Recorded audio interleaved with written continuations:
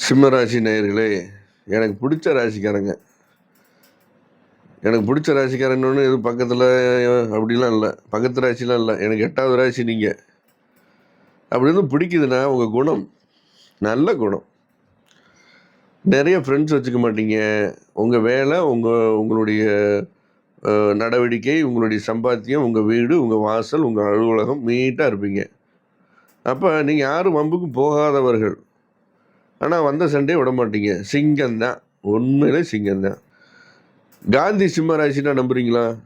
சிம்மராசி எவ்வளவு ஒரு பிடிவாதமாக, ஒரு உறுதியாக நின்று சுதந்திரத்துக்காக நின்னார். அப்போ கட்சியை தூக்கணும்னு அவசியம் இல்லை, ஒரு விஷயத்தில் உறுதியாக இருக்கணும். அப்போ நமக்கு கட்சி பாகுபாடு இல்லை. அவங்க ஜெயலலிதா மேடம் கூட சிம்மராசி தான். சில விஷயத்தில் ரொம்ப ஸ்ட்ராங்காக இருப்பாங்க. இப்போ இவர் ஸ்டாலினும் சிம்மராசி தான். அப்போ எவ்வளோ ஒரு லட்சியத்துக்கு போகிறதுக்கு தயாராக இருப்பவர்கள். அதனால் நீங்கள் பெரிய ஆளாக போகிறீங்க. இந்த தடவை அட்டமைச்சனி சொல்லி பயப்பட வேணாம். 7.5 சனி செய்யாததே ஒரு அட்டமைச்சனி செய்யும்னு சொல்லுவாங்க. ஆனால் உங்களுக்கு இந்த முறை அந்த பழமொழி உங்களுக்கு சூட் ஆகாது. உங்களுக்கு நிறைய பணம் வரப்போகுது. திடீர்னு பணம் வரும்.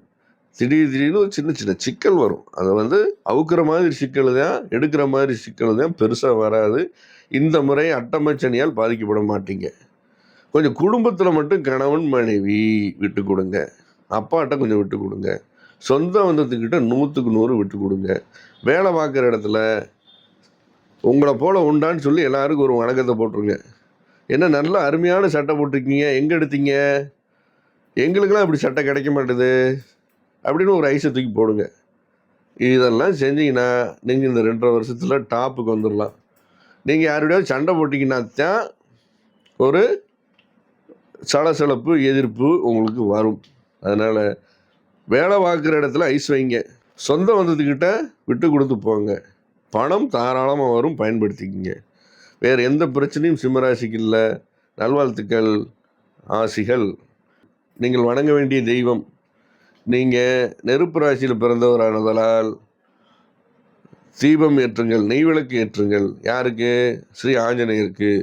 காட்டுப்பகுதி, சிம்மம் என்பது காடு. எனவே ஆஞ்சநேயருக்கு 2 நெய்விளக்கு ஏற்றுங்கள், துளசி சாத்துங்கள். அல்லது விநாயகருக்கு 1 குடம் தண்ணி ஊற்றுங்க. அப்புறம் பொட்டு வைங்க, சந்தனம் வைங்க, ஒரு சின்ன பூ வச்சு விளக்கு போடுங்க.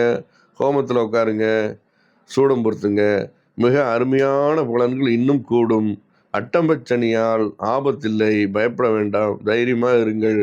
ஆசிகள்.